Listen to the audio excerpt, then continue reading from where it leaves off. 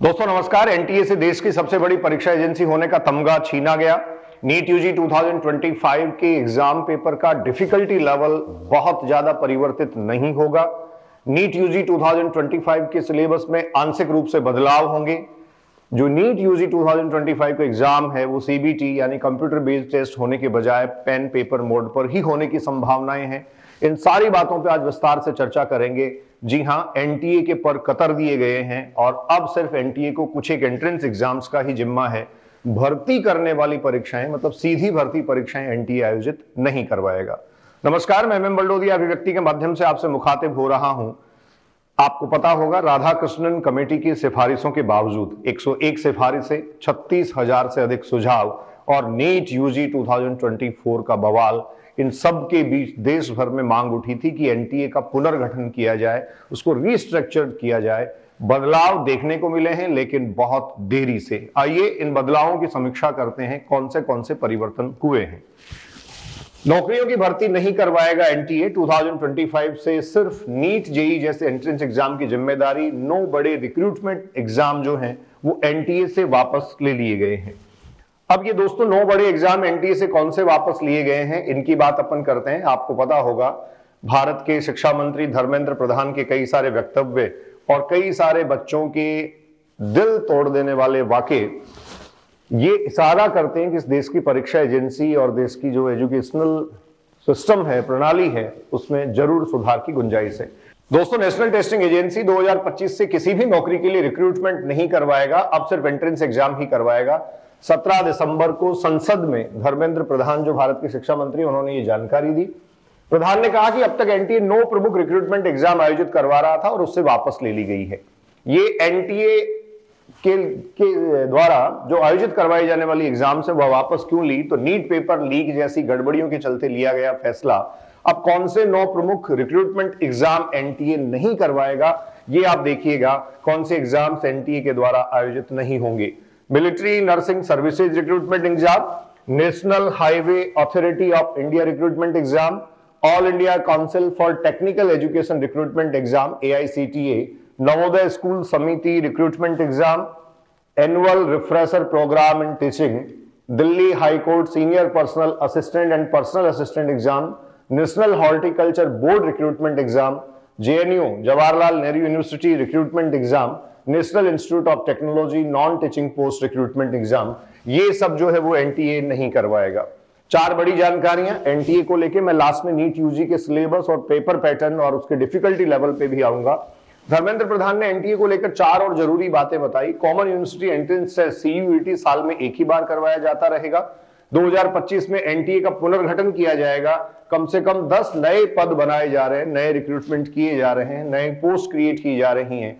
कामकाज में भी बदलाव किए जाएंगे और computer based test CBT mode में होगा, यानी पेन पेपर मोड में नहीं होगा।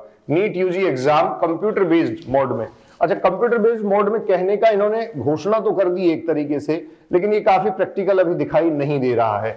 तो इस हिसाब से अगर आप देखेंगे तो स्टूडेंट्स ये नीट यूजी 2025 के एग्जाम को सीबीटी मोड में करवाए जाने की जो सिफारिशें हैं, उन सिफारिशों को लागू करने के लिए कह रहे हैं किसी शहर में या जो सिटीज हैं जहां आप एग्जाम करवाते हैं वहां विशेष सेंटर्स जो हैं वो आप ढूंढिए।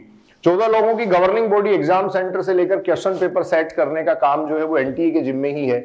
अब क्वेश्चन पेपर सेट करने का काम एनटीए के जिम्मे ही है तो डेफिनेटली डिफिकल्टी लेवल में कोई बहुत बड़ा बदलाव होने की संभावना नहीं है। हाँ, पेपर पैटर्न जैसा कि आप पहले से जानते हैं सेक्शन B हटाया जा सकता है। ठीक है, अब इसके बाद एनटीए को चलानी है 14 लोगों की। कौन चलाती है 14 लोगों की गवर्निंग बॉडी? आपको पता है सुबोध कुमार सिंह जाना पहचाना चेहरा है। पिछले नीट यूजी एग्जाम 2024 के टाइम ये काफी विवादों में रहे थे। प्रदीप कुमार जोशी अध्यक्ष हैं, ये महानिदेशक और सचिव हैं। इसके अलावा एनटीए की गवर्निंग बॉडी में देखिए ये प्रेसिडेंट और ये इसके अलावा सेक्रेटरी होते हैं। आईआईटी के 3 डायरेक्टर जो जेई एडवांस का एग्जाम करवा चुके हैं या चेयरपर्सन रह चुके हैं वो मेंबर होते हैं। एनआईटी के डायरेक्टर्स 2 मेंबर होते हैं। IIMS के डायरेक्टर मेंबर होते हैं। IISER के मेंबर्स, JNU के वाइस चांसलर, IGNOU के vice chancellor, national assessment and accreditation counselling NAAC के वर्तमान चेयरमैन। NAAC होता है जो कॉलेज एजुकेशन या गवर्नमेंट में जो हायर एजुकेशन अथॉरिटीज हैं उनको एक तरीके से रेटिंग देता है, मतलब उनका असेसमेंट करता है। हरीश सेठी एक मनोचिकित्सक हैं, वो इसमें रखे गए हैं। एनटीए के काम देश के उच्च शिक्षण संस्थानों में एडमिशन और स्कॉलरशिप के लिए क्वालिटी टेस्टिंग सर्विसेज देना, यानी एग्जाम करवाना, ऐसे स्कूल और कॉलेजों की पहचान करना जहां ऑनलाइन एग्जाम करवाया जा सके, एजुकेशनल, प्रोफेशनल और टेस्टिंग सिस्टम पर रिसर्च करना, टेक्नोलॉजी के इस्तेमाल से भी सभी सब्जेक्ट्स के लिए क्वेश्चन बैंक तैयार करना, क्वेश्चन पेपर सेट करने के लिए एक्सपर्ट्स और संस्थानों का चुनाव करना, ये एनटीए के काम है। बीते 7 सालों में एनटीए के द्वारा करवाए जाने वाले एग्जाम्स जो हैं उनमें काफी ज्यादा विवाद हुए। आपको पता है इसकी बहुत सारी डिटेल्स पहले से हम अपने चैनल पे आप तक पहुंचा चुके हैं।